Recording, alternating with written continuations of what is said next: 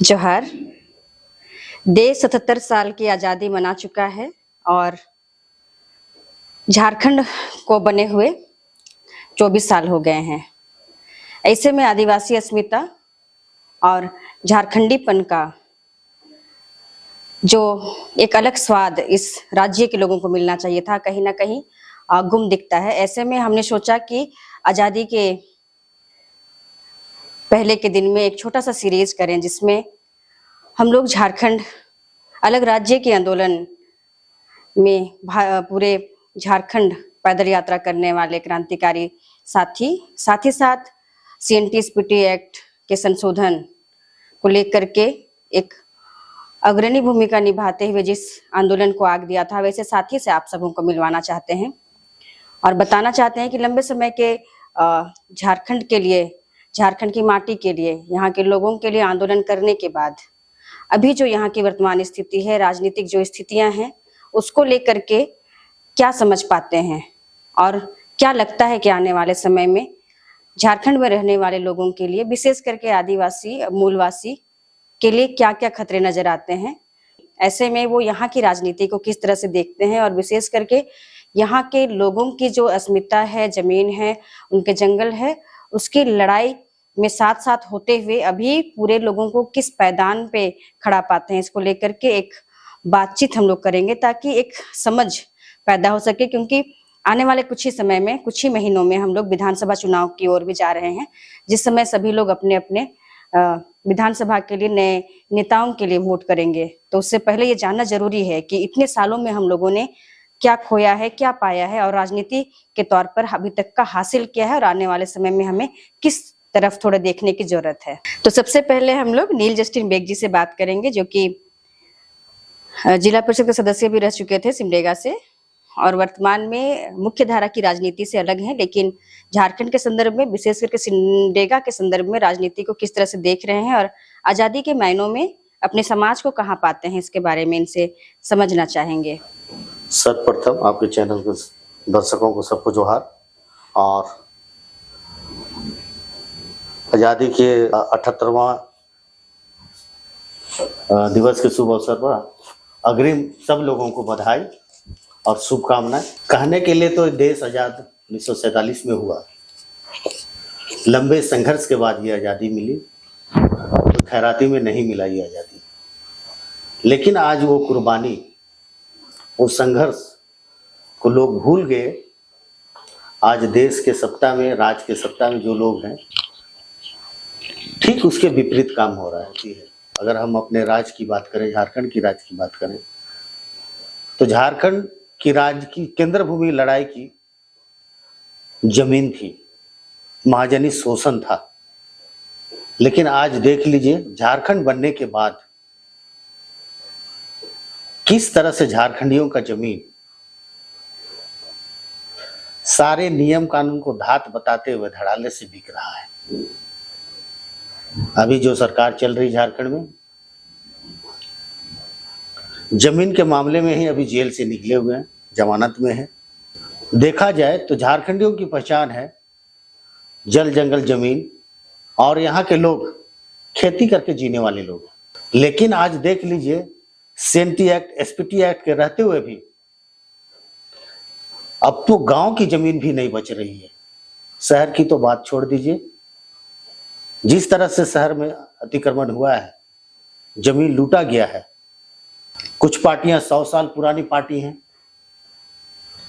कुछ पार्टियां 70-80 साल की पार्टियां हैं, कुछ पार्टी 40-50-60 साल की पार्टी है। लेकिन आज हम कहां हैं?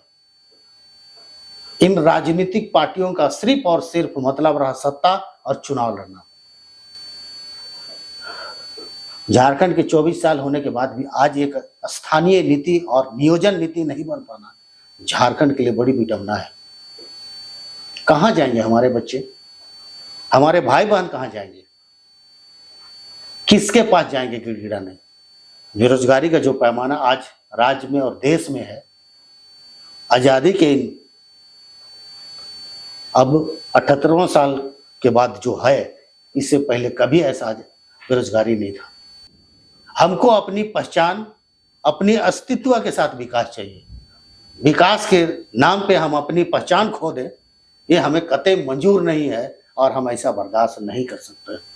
और आज राजनीतिक की मुख्य धारा से मेरा अलगाव का, मोह भंग होने का मुख्य कारण यही रहा। राजनीतिक गुलामी जिस दिन हम लोग बाहर निकलेंगे, एक नया क्रांति होगा, राज्य में, देश में भी नया क्रांति होगा। लेकिन अगर हम लोग राजनीतिक गुलामी करते रहेंगे तो हालात और ही बद से बदतर हो जाएंगे। और हम तो ये भी चाहेंगे कि अपनी जवाबदेही और जिम्मेदारी अलग राज्य की 24 सालों में सत्ताधारी को करना चाहिए था। और हमारे इस राज्य के 5वें अनुसूचित राज्य होने के नाते हमारा राज्य का कस्टोडियन, राज्य के राज्यपाल हैं, कहीं ना कहीं उनसे भी चूक हुई है। नतीजा आज यह हमारी स्थिति है। लड़के लिया झारखंड की एक कहावत हर आंदोलन में या तो फिर किसी भी समारोह में आपको सुनने को मिलेगा। ऐसे में हम बस आपसे ये जानना चाहते हैं कि यहाँ जमीन लूट को आप किस तरह से देखते हैं और आपको क्या लगता है कि ये क्या कारण है जिसकी वजह से यहाँ के आदिवासी, मूलवासी और अल्पसंख्यक के साथ लगातार जमीन लूट आम बात हो गई है और एक राजनीतिक चेतना नहीं जग पा रही है। राजनीतिक, गैर राजनीतिक सभी संगठनों का भी एक नारा है, जल जंगल जमीन। लेकिन सिर्फ ये स्लोगन में रह गया है। और जिस तरह से झारखंड में जमीन लूट चल रहा है, इसका एक रैकेट है, एक सिंडिकेट चल रहा है। अब तो गांव गांव में इसके लिए दलाल है।